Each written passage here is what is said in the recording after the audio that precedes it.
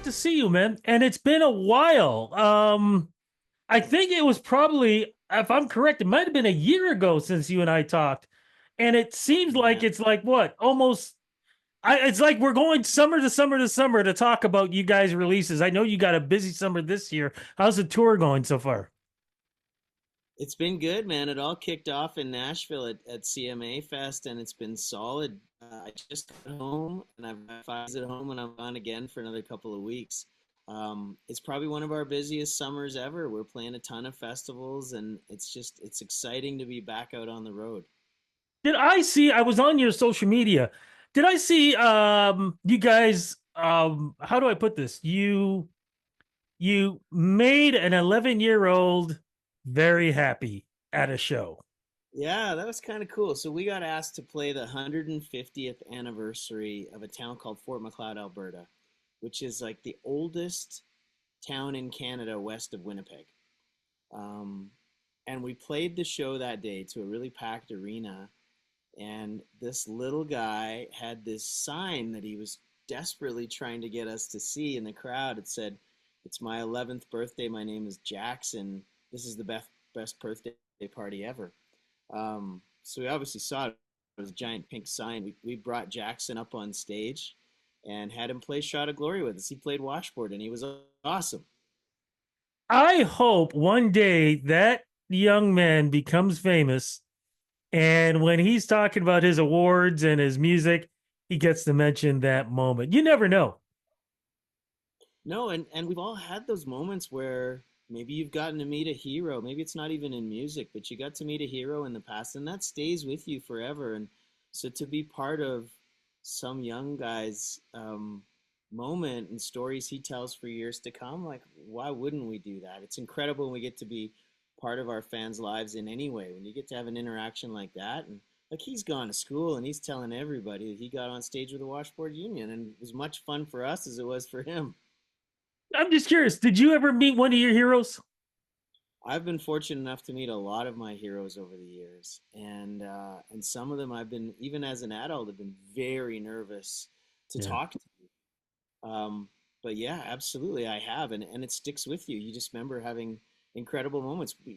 As recently as a couple weeks ago, we met Gary Sinise while we were down in Nashville, Ah, both standing outside of a meet and greet, and it was incredible. And a lot of my heroes in Nashville I've gotten to meet over the years. We've certainly been able to play with so many of our favorites.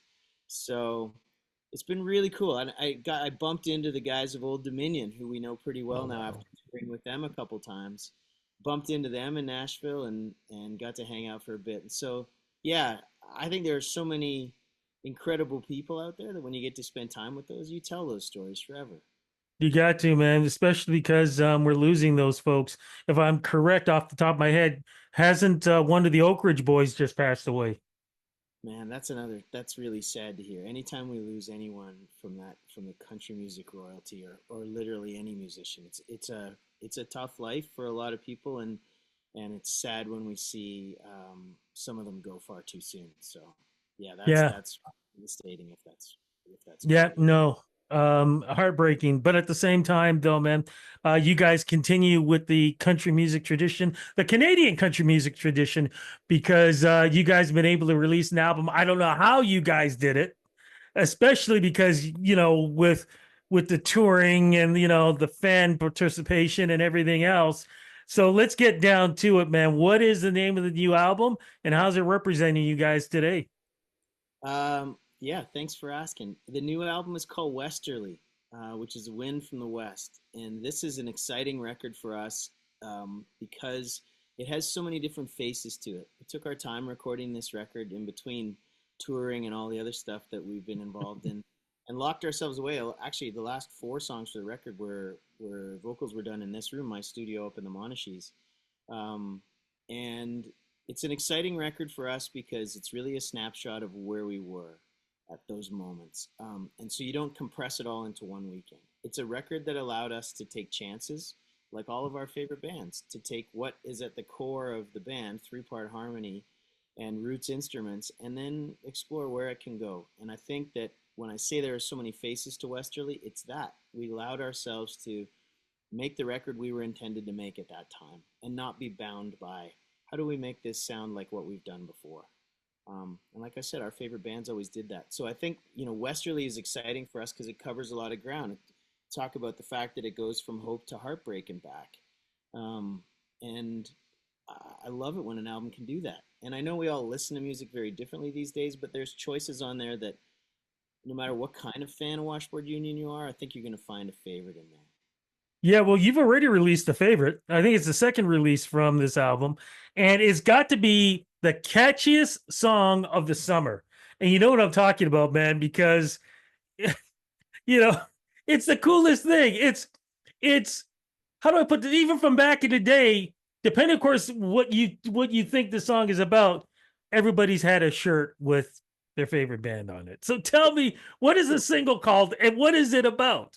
Yeah, the song is called Band on Her T-shirt, and as soon as we heard this song, we were just like, we've got to record this. This is perfect for us, and it really came to life and in the studio, and absolutely loved it. But it talks about something that doesn't often get talked about. We've all got cupboards and drawers full of band T-shirts that every time you try and go throw one out, you can't because you remember where you got it or how much you love that band, or that time you got to see them on that tour. And I think for us as diehard music fans, it was kind of a natural.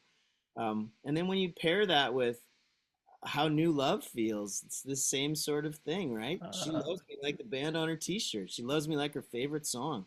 Um, and so it was really cool. We just released the video that we shot for that song too, which has allowed us to go back to a friend of ours who owns a T-shirt factory in Vancouver, who gave us run of the place and let us run amok for a day. And if you can imagine the three of us jackasses working in a T-shirt factory, everything that can go wrong does go wrong, and it's as much fun as the song itself. And so that video is out right now, and song's been great, man. It's doing so great so early at Canadian radio, and it's already almost top 40 in Australia.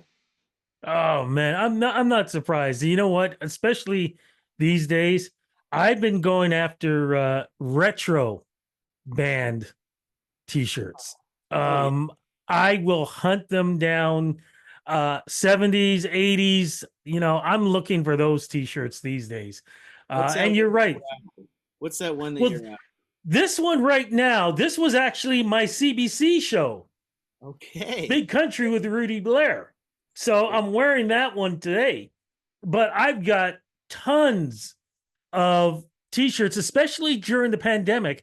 I was actually going on Amazon and trying to find t-shirts that I remember from what band, and I got a ton of them. And I actually have a list of artists and bands who I still have to get. And with you guys, I need the ones from the first time you guys were touring, because to me, those are the important ones, man.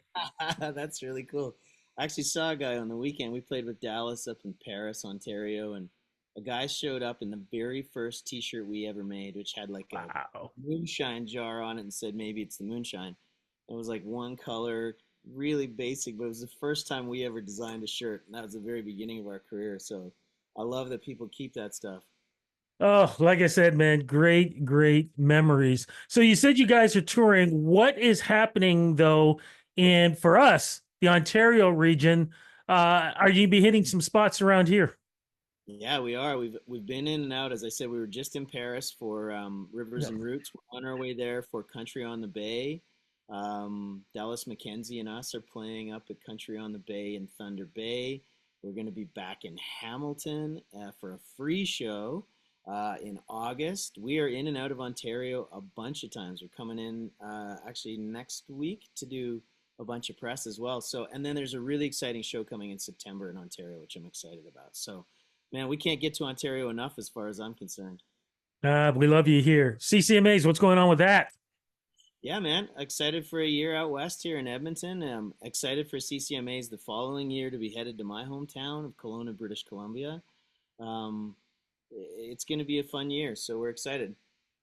Look, man, say hello to the guys for me. Congratulations on this new album.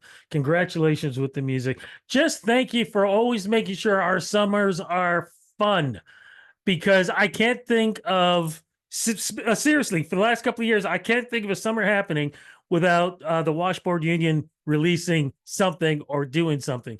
You guys make our Canadian summers fun, man. Thank you so much.